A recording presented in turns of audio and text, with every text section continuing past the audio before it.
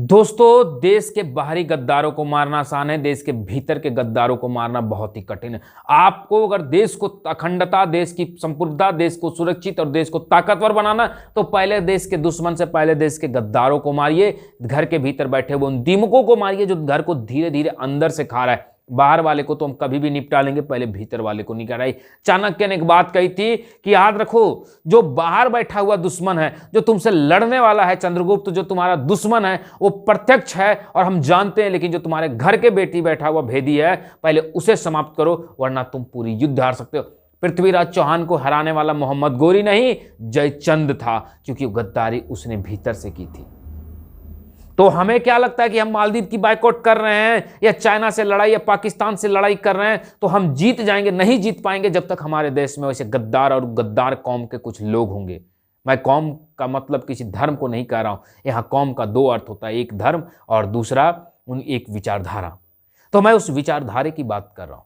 भारत के मुसलमान इस चीज को देख ले कि कैसे इस देश में कट्टरपंथ और आतंकवाद की विचारधारा है। भारत में बैठे हुए मैं भारत के गद्दारों, भारत के दीमक की बात कर रहा हूं, जिसका नाम है फारूक अब्दुल्ला। दोस्तों, मैं एक वीडियो उसका बगल में चलाऊंगा, पहले आप वो वीडियो देखिएगा कि किस प्रकार से वो मालदीव वर्सेस भारत, मालदीव ने भारत का अपमान किया, हमने मालदीव से लड़ाई की, भारत ने मालदीव की कंट्रोवर्सी दी, लेकिन उस कंट्रोवर्सी में उसने गाली किसको दिया? इनडायरेक्टली उसने कहा कि ये हिंदुओं की गलती है, हिंदू बायकॉट कर रहे हैं, भारत में हिंदूवाद की राजनीति, इसलिए मालदीव को टारगेट किया जा रहा है हिंदू मुसलमान की विचारधारा से। हिंदू जानबूझ के मालदीव को इनडायरेक्टली कह रहा है, टारगेट कर रहा है, क्योंकि मालदीव मुस्लिम थे। पहले आप यहाँ एक वीडियो देखिए।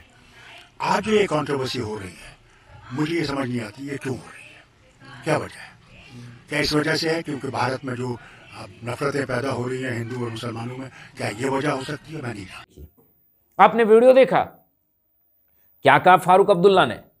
कुछ लोग आएंगे, चिढ़ेंगे, जाएंगे, तो आपके आने से चिढ़ने से मुझे कोई फर्क नहीं पड़ता भाई। अब कुछ लोग आएंगे और पूछेंगे भाई एक बात बता दूं, पहले मेरे चैनल पर हैं तो मैं आपको क्लियरली स्पष्ट हर वीडियो पर मैं करता हूं, आज फिर कर देता हूं कि मेरे चैनल पर ना आपको डेट बताऊंगा, ना तारीख बनाऊंगा, ना कोई कारण बताऊंगा, कुछ नहीं। मैं रियलिटी दिखाता हूं। मेरे लिए इंडिया फर्स्ट पॉलिसी, तो मैं इंडिया के हित में दिखा रहा हूं। मुझे इससे मतलब नहीं कि मालदीव का क्या नुकसान हुआ, भारत ने क्या किया, मालदीव को हम क्या करें, इंडिया को क्या करना चाहिए, मुझे मतलब इससे है, क्योंकि मेरे लिए इंडिया फर्स्ट पॉलिसी मैं मानता हूं। इंडिया इज ओनली फॉर मी। बाकी मैं किसी कंट्री को अंधविश्वास, जैसे लोग कहते हैं ना कि अंधविश्वास, हवा में उड़ना अंधविश्वास है, उसी तरह मैं अंधविश्वास मानता हूं दुनिया की बाकी चीजों। पहले मेरे लिए इंडिया फर्स्ट, सनातन सेकंड, और मेरे लिए संविधान तीसरा स्थान रखता है, चौथा भाड़ में जाए। पहला देश है, फिर धर्म है, फिर संविधान है, बाकी जब भाड़ में जाओ मुझे कोई मायने नहीं रखता है।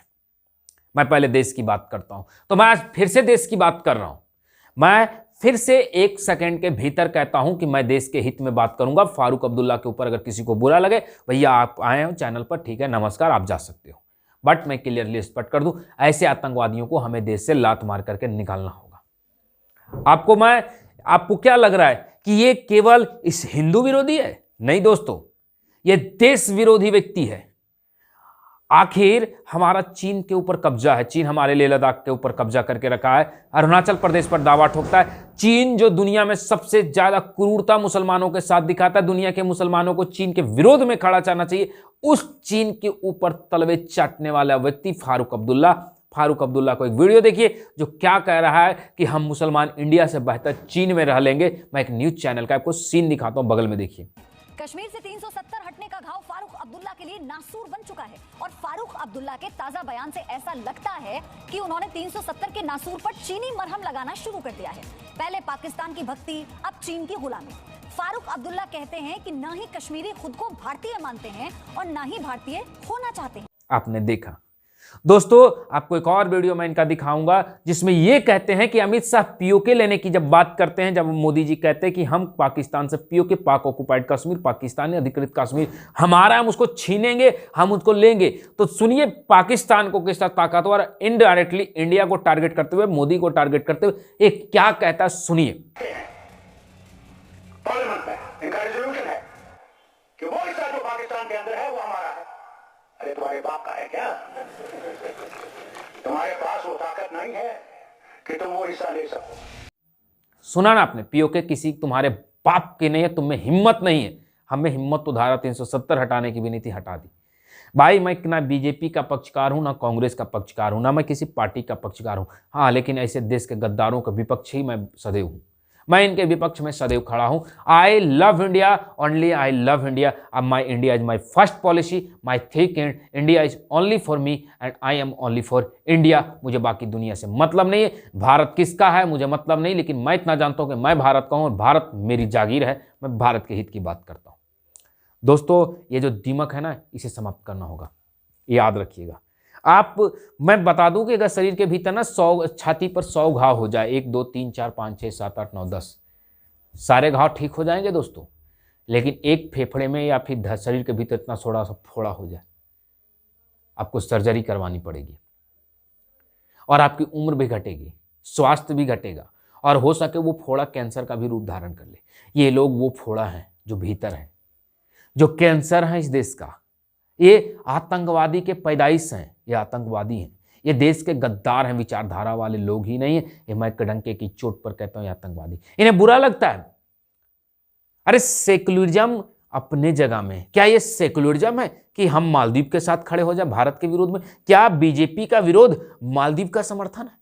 क्या बीजेपी का विरोध चीन का समर्थन है? क्या बीजेपी का विरोध इजराइल का विरोध है? क्या बीजेपी का विरोध पाकिस्तान का समर्थन है? क्या भारत मोदी के विरोध में आईएसआईएस की जिंदाबाद का नारा लगाना उचित होता है? मोदी तो सन 2014 में आया है। इनकी तो पुरानी वीडियो देखिए जिसमें ये कह रहे हैं कि पत्थरबाज भटके हुए युवा हैं। ये वो आदमी है। दोस्तों, मैं किसी धर्म विशेष का टारगेट नहीं कर रहा हूं। मैं भारत के मुसलमानों से भी एक ही चीज कहना चाहता हूं, अब जागिए और ऐसे लोगों के ऊपर उठिए। फारूक अब्दुल्ला जैसे लोग कट्टरपंथी और एक आतंकवादी विचारधारा का व्यक्ति है। भाई, अगर दुनिया में जीतना है तो सबसे पहले अपने देश के ऐसे दिमकों को समाप्त करना होगा। देश के दिमक को मोदी जी और योगी जी, आदित्यनाथ जी इस देश को कितना लाख सुपर पावर बना ले, लेकिन कोई फायदा नहीं देश के भीतर दिमक। मैं बता दूं, सरदार वल्लभ भाई पटेल ने बहुत अच्छी बात कही थी नेहरू से कि याद रखिए नेहरू जी, अगर हमने हैदराबाद के निजाम को छोड़ दिया तो ये देश के भीतर का कैंसर होगा और हम बाहरी 100 दुश्मनों से लड़ सकते हैं, लेकिन भीतर के एक दुश्मन हमारे लिए कैंसर के बात ही होगा। और आज वही बात मैं कहता हूं कि भारत 100 दुश्मनों से लड़ सकता है, लेकिन फारूक अब्दुल्ला जैसे जो देश के भीतर के कैंसर हैं, ये जो दीमक हैं, इनसे लड़ने के लिए पहले इन्हें लात मार करके इस देश से ही नहीं पूरी दुनिया से इन्हें हटाना होगा। ऐसे लोगों पर नकेल कसना होगा और मोदी जी से मुझे उम्मीद है कि वो आने वाला समय में इसे जरूर नकेल कसेंगे। मुझे एक बात अच्छी लगी मोदी जी के समय में कि ये धीरे धीरे पैंच कसते हैं ना, बहुत अच्छी बात है। अगर अचानक भी पैंच कस दोगे ना तो सामने वाला समझ भाग जाएगा अचानक। पहले सांपों को बिल से निकलने दीजिए, तब पूरा मारिए। और ना सांप बिल से निकल रहा है, अगर आप डांटा मार दिए ना फिर से अंदर चले, पहले सांप को पूरा बिल से, इन्हें पूरा बिल से तो निकलने दीजिए, एक एक करके फनपने दीजिए, यूट्यूब सोशल मीडिया सब जगह आने दीजिए, उसके बाद इनको लठियाइए। ये इसी विचारधारा से चलते हैं। भारत में एक दिल्ली का मौलवी सरेआम बैठ करके कहता है न्यूज चैनल पर कि हाँ मैं आईएसआईएस का एजेंट हूँ, जाए जिसको जो बिगाड़ना मेरी बिगाड़ ले, भारत सरकार डंके की चोट पर कहता हूँ मैं हूँ आईएसआईएस का एजेंट, कोई मेरा क्या बिगाड़ लेगा देख लूंगा। आज ये बात किसी की अम्मा ने दूध पिलाया है, किसी की अम्मा ने दूध पिलाया। अगर तुम्हें इतना ही उस धर्म पर और अपनी कौम पर घमंड है तो एक बार न्यूज चैनल में बैठ करके ये बात कह करके देख ले, कोई वही दिल्ली का मौलवी अगर दिल्ली से ही अगले दिन ना उठ गया तो बदल देना मेरा नाम, मैं छोड़ दूंगा अपने यूट्यूब चैनल को। उसी दिन अगला दिन वो अरेस्ट हो जाएगा।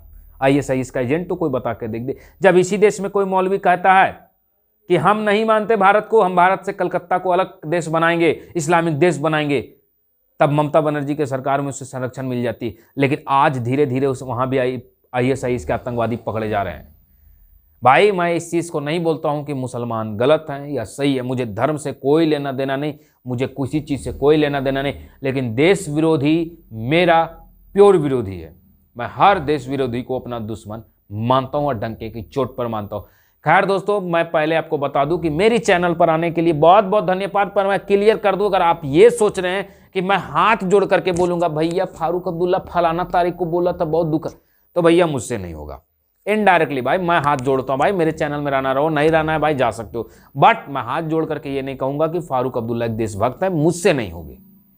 वो हिंदुस्तान के विचारधारा वाला है, वो नहीं होगा। मैं उसे कल भी देश के लिए दिमक और एक कैंसर के भांति मानता हूं, और आने वाले 100 साल बाद भी अगर मैं बचा तो मैं फिर भी कहूंगा कि फारूक अब्दुल्ला जैसे निकम्मे लोग देश के सदैव कैंसर और दिमक के भांति है। वीडियो अगर पसंद आए तो ठीक है, ना पसंद आए तो मुझे कोई फर्क नहीं पड़ता, क्योंकि मैं इंडिया फर्स्ट पॉलिसी से अपने कदम को पीछे नहीं हटूंगा। मेरे लिए भारत से पहला स्थान कोई नहीं रखता। खैर दोस्तों, वीडियो देखने के लिए बहुत बहुत धन्यवाद। चैनल पर पहली बार है, सब्सक्राइब करें, लाइक करें, इसे शेयर करें, और तथा आप ऐसे दीमकों के बारे में क्या कहना चाहते हैं, और अगर मेरी विश्लेषण, मेरी विचारधारा, मेरी विश्लेषण, मैंने जो आपके तक सच्चाई और सच्ची बातों को कहा, अगर पसंद आए तो चैनल को सब्सक्राइब कीजिए, फेसबुक पर देख रहे तो फॉलो कीजिए और इसे अपने दोस्तों तक शेयर कीजिए, जिससे भारत के दीमकों की जानकारी मिल सके। जय हिंद, जय भारत, जय मां भवानी दोस्तों।